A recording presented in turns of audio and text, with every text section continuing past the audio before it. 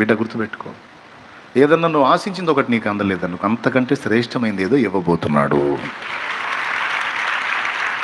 ఏదన్నా నువ్వు పొందుదామనుకున్నా నీకు దక్కలేదని, అంతకంటే శ్రేష్టమైంది అది గుర్తుపెట్టుకో. ఎందుకంటే ఫినిషింగ్ టచ్.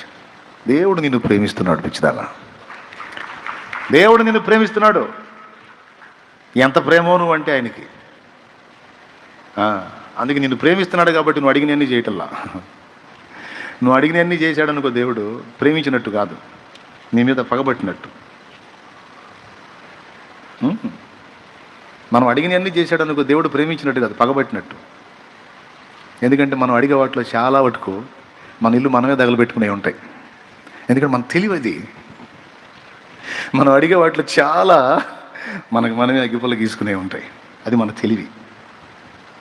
అందుకని ఆయన మన నాన్న కాబట్టి, తండ్రి కాబట్టి, ప్రేమ కలిగినోడు కాబట్టి, ప్రేమను బట్టి